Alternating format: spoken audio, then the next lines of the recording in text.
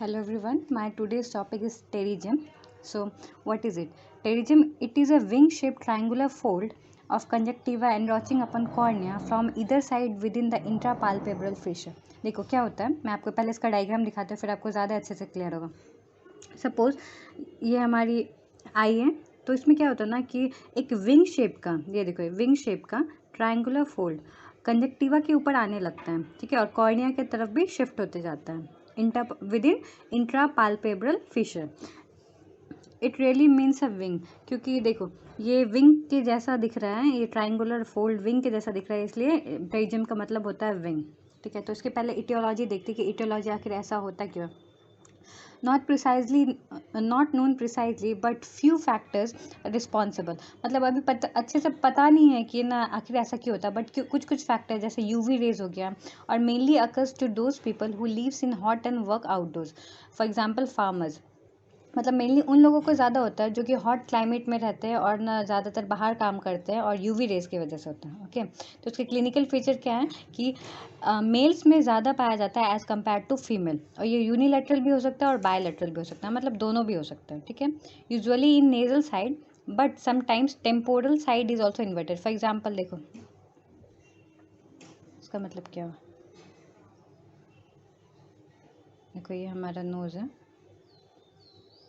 ठीक है, तो यूजुअली ये नेज़ल साइड ही होता है, ये जो होता है ये नेज़ल साइड ही होता है, नोज़ के साइड, इसको नेज़ल साइड बोलते हैं. टेम्पोरल साइड भी कभी कभार होता है, और but sometime temporal side is also involve, कभी कभी टेम्पोरल साइड भी फाउंड होता है, तो उसको हम लोग कहते हैं डबल हेडेड टेरिजियम. ठीक है, so mainly this occurs in the nasal part. Now coming into the parts of the pterygium, I have drawn this figure, hope you will understand from this.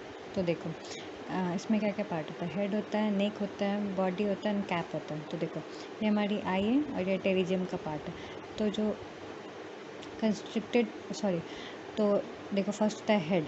Head क्या होता है ना, apex of triangle, ये जो triangle जैसा बना हुआ मास, इसका जो एपेक्स होता है उसको हेड कहते हैं.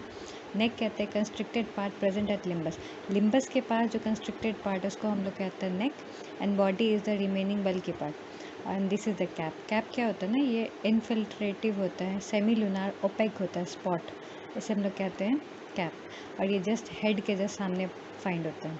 ओके, सो टेरिजियम के टाइप्स भी होते हैं, तो type 1, type 2 and type 3. Type 1 उसे कहते हैं जब ना उसका साइज़ लेस देन 2 mm होता है कॉर्निया पे.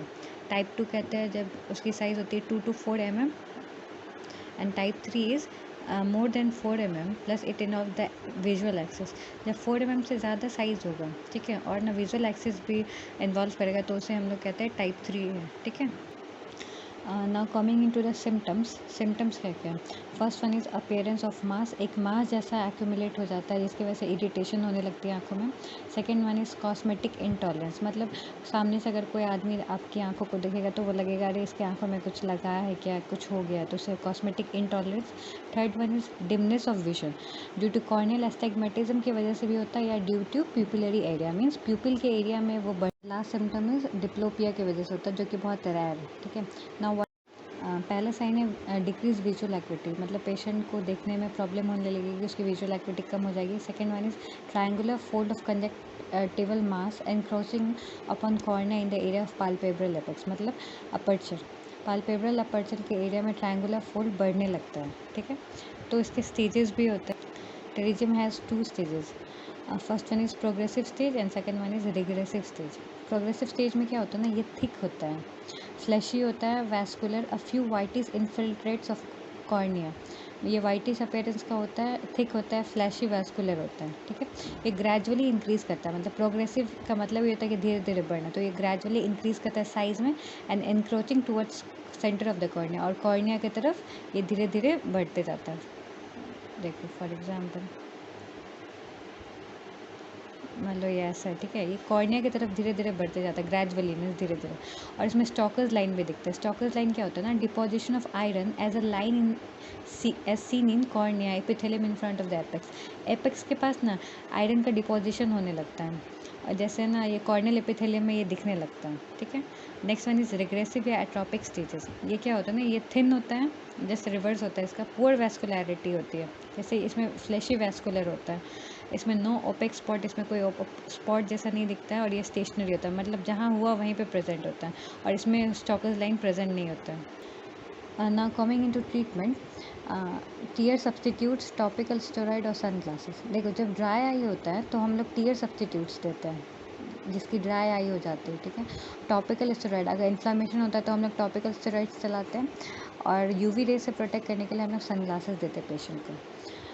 ये हो गया ट्रीटमेंट। और ये सर्जिकल एक्सेशन क्या होता है ना कि पेशेंट की सर्जरी करनी पड़ती है, ये बस एकमात्र ऐसा सेटिस्फैक्टरीली ट्रीटमेंट है जो कि टेरिजियम में हम लोग करते हैं जिससे पेशेंट को सेटिस्फैक्शन मिलता है। पहला तो होता है कॉस्मेटिक डिसफिगरमेंट, दूसरा है visual impairment due to regular astigmatism and irregular astigmatism, and तीसरा है डिप्लोपिया। बट क्या होता है ना, काफ़ी बार ये करने से भी, इसकी मदद से हम लोग पेशेंट को काफ़ी अच्छा फील करवा देते हैं। बट क्या होता है ना, recurrence of pterygium after surgical excision, क्या होता है ना, जब हम लोगों ने सर्जरी कर भी दी उसके बाद भी टेरिजियम वापस से आने लगता है। तो इसके लिए हम लोग क्या करते हैं ना, surgical excision with lamellar keratectomy and lamellar keratoplasty. Second one is surgical excision with amniotic membrane graft. Third one is surgical excision with free conjunctival limb of autograft, that is known as claw. और बहुत एक old method है जिसको हम लोग अब use नहीं होता है। Method to prevent recurrence which is not preferred now, that is known as McReynolds. इसमें क्या होता है ना, included transplantation of pterygium in the lower fornix. Lower fornix में हम लोग टेरिजियम का ट्रांसप्लांटेशन करते हैं। So that was it for today, hope it helps, and if you have any doubt then please write down in the comment section. Okay, bye.